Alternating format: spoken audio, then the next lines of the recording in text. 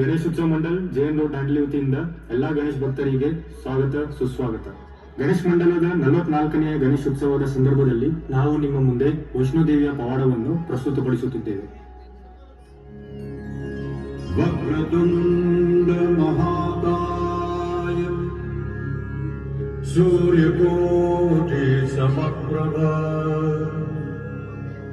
ನಿರ್ವಿಘ್ನಂ ಕುರು ಮೇ ದೇವ ಸರ್ವಕಾರ್ಯೇಷು ಸರ್ವದಾ.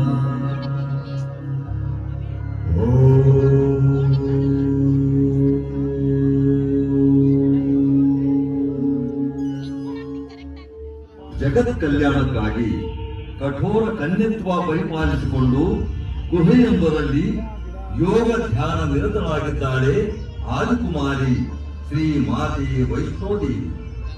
ಈ ಮಾತೆಯ ಯೋಗ ಧ್ಯಾನ ಯಾರಿಂದಲೂ ಭಗ್ನಗೊಳ್ಳದಿರಲೆಂದು ಸಾಕ್ಷಾತ್ ಆಂಜನೇಯನೇ ಸರ್ಪಗಾವಲಾಗಿ ಶ್ರೀರಾಮನ ಧ್ಯಾನದಲ್ಲಿ ತಲ್ಲೀನನಾಗಿದ್ದಾನೆ.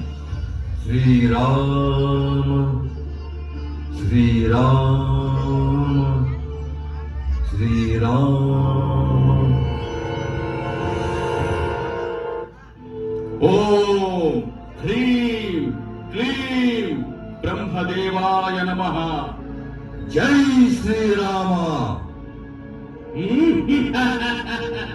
ಅಲಕ್ ನಿರಂಜನ್. ನಿಲ್ಲು ಭೈರವನಾಥ, ಗುಹೆಯ ಪ್ರವೇಶ ನಿನಗೆ ನಿಷಿದ್ಧ. ಆಂಜನೇಯ, ನನ್ನ ದಾರಿಗೆ ಅಡ್ಡ ಬರುವ ಸಾಹಸ ಮಾಡಬೇಡ. ಏ ಮೂರ್ಖ ಭೈರವ, ಮಾತೆ ವೈಷ್ಣೋದೇವಿಯನ್ನು ಸಾಮಾನ್ಯ ಕನ್ಯೆ ಎಂದು ಭಾವಿಸಬೇಡ. ಮಹಾಶಕ್ತಿ ಪ್ರತಿರೂಪ ಆದಿಕುಮಾರಿ ಅವಳು.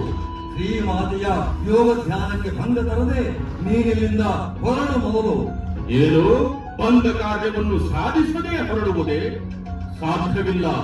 ಇಂದು ವೈಷ್ಣೋದೇವಿಯ ತಪೋಭಂಗಗೊಳಿಸಿಯೇ ತೀರುತ್ತೇನೆ. ಅವನು ತಪ್ಪಿಸಲು ಯಾರಿಂದಲೂ ಸಾಧ್ಯವಿಲ್ಲ. ನನ್ನ ದಾರಿಗೆ ಅಡ್ಡವಾಗದೆ ಸರಿ ಹಿಂದಕ್ಕೆ, ಇಲ್ಲವಾದರೆ ವಿಪರೀತ ಪರಿಣಾಮವನ್ನು ಎದುರಿಸಬೇಕಾಗುತ್ತದೆ. ಜೈ ಶ್ರೀರಾಮ. ಎಲ್ಲವೋ ಭೈರವ, ನಿನ್ನ ಮಂಡುತನದ ಉದ್ಧಟತನ ಮಿತಿ ಮೀರಿತು. ಸಿದ್ಧನಾಗೂ ನನ್ನ ಗದ ಪ್ರಹಾರಕ್ಕೆ ಬಲಿಯಾಗಲು. ಅಲಕ್ ನಿರಂಜನ್. ಜೈ ಶ್ರೀರಾಮ.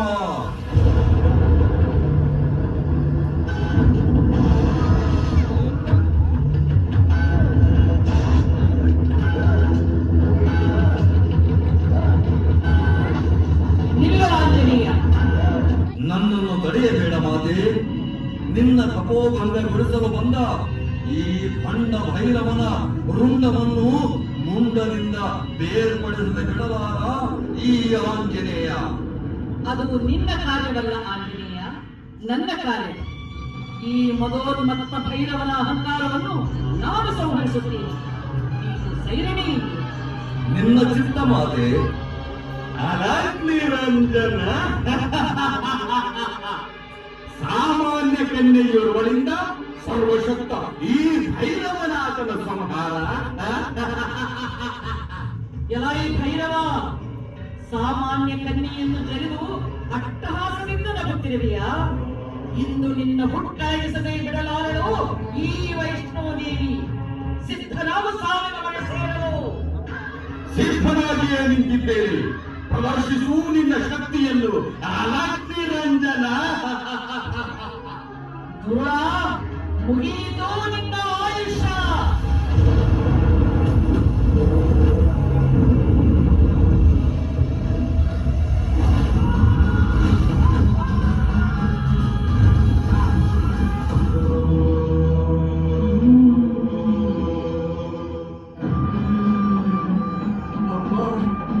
ವೈಷ್ಣೋದೇವಿ, ಶಾಂತರಾಗಮ್ಮ, ಶಾಂತರಾಗು. ಭೈರವ, ನಿನ್ನ ಉದ್ಧತತನವೇ ಈ ನಿನ್ನ ಅವನತಿಗೆ ಕಾರಣವಾಯಿತು. ಹೇ ಆದಿಶಕ್ತಿ, ಜಗನ್ಮಾತೆ, ನನ್ನನ್ನು ಕ್ಷಮಿಸು. ಈ ನಿನ್ನ ದಿವ್ಯ ಸಾನ್ನಿಧ್ಯ ಪ್ರಾಪ್ತಿಯಿಂದ ನಾನು ಧನ್ಯನಾದೆ. ತಾಯಿ, ನನ್ನ ಸಾವಿನ ಬಗ್ಗೆ ನನಗೆ ದುಃಖವಿಲ್ಲ. ಏಕೆಂದರೆ ನಿನ್ನ ಕೈಯಿಂದಲೇ ಹತನಾಗಿ ಮೋಕ್ಷ ಸಂಪಾದಿಸಬೇಕೆಂಬ ಮಹದಾಸೆ ನನ್ನದಾಗಿತ್ತು. ಆ ಕಾರಣದಿಂದಲೇ ನಿನ್ನ ವೈರಿಯ ಸೋಗು ಹಾಕಿ ನಿನ್ನೆದುರು ಬರಬೇಕಾಯಿತು. ದಯಮಾಡಿ ನನ್ನನ್ನು ಕ್ಷಮಿಸಿ ಬಿಡಮ್ಮ. ನೀನೀಗ ನನ್ನನ್ನು ಕ್ಷಮಿಸದಿದ್ದರೆ ಸಮಾಜ ನನ್ನನ್ನು ಪಾಪಿ ಎಂದು ದೂರುತ್ತದೆ, ತಿರಸ್ಕಾರದ ನೋಟ ಬೀರುತ್ತದೆ. ಆ ಅಪವಾದ ನನಗೆ ಬೇಡವಮ್ಮ. ಭೈರವ, ನೀನು ಬಯಸುವುದಾದರೂ ಏನನ್ನು? ಅಮ್ಮ, ನೀನು ಮಮತಾಮಯಿ, ಕ್ಷಮೆಯ ಧರಿತ್ರಿಯಾಗಿರುವೆ. ಆ ಕಾರಣ ಜನ ನನ್ನನ್ನು ನಿನ್ನ ಶತ್ರು ಎಂದು ಭಾವಿಸದಂತೆ, ಪಾಪಿ ಎಂದು ಕರೆಯದಂತೆ ಅನುಗ್ರಹಿಸಮ್ಮ. ಭೈರವನಾಥ, ಅಂತ್ಯಕಾಲದಲ್ಲಿ ನೀನು ನನ್ನನ್ನು ಅಮ್ಮ ಅಮ್ಮ ಎಂದು ಕರೆದು ನನ್ನ ವಾತ್ಸಲ್ಯವನ್ನು ಸಂಪಾದಿಸಿದ್ದೀಯ. ನೀನು ಮಾಡಿದ ಸಾಮಾನ್ಯ ಪಾಪಕ್ಕೆ ಪ್ರಾಯಶ್ಚಿತ್ತ ಹೊಂದಿದ್ದೀಯ. ನಾನು ನಿನ್ನನ್ನು ಕ್ಷಮಿಸಿದ್ದೇನೆ. ಅದರ ಜೊತೆಗೆ ನಿನಗೆ ವರದಾನವನ್ನೂ ನೀಡುತ್ತಿದ್ದೇನೆ. ಈ ಕ್ಷಣದಿಂದ ನನ್ನ ಪೂಜೆಯ ಜೊತೆ ನಿನ್ನ ಪೂಜೆಯೂ ಆಗುತ್ತದೆ. ಧನ್ಯನಾದ ತಾಯಿ. ಬರುವ ಭಕ್ತರು ನನ್ನ ದರ್ಶನದ ನಂತರ ನಿನ್ನ ದರ್ಶನ ಮಾಡಿದಾಗಲೇ ಅವರ ಇಷ್ಟಾರ್ಥಗಳು ನೆರವೇರುತ್ತವೆ. ಭೈರವ, ಕೊನೆಯದಾಗಿ ನಿನ್ನ ಇಚ್ಛೆ ಏನಿದೆ ಕೇಳು, ನೆರವೇರಿಸುತ್ತೇನೆ. ಅಮ್ಮ ಜಗನ್ಮಾತೆ, ನಿನ್ನ ದಿವ್ಯ ನಿಜ ರೂಪವನ್ನು ಪ್ರಸಾದಿಸಿ ನನ್ನನ್ನು ಕೃತಾರ್ಥನನ್ನಾಗಿ ಮಾಡುತ್ತಾಯೇ. ತಥಾಸ್ತು.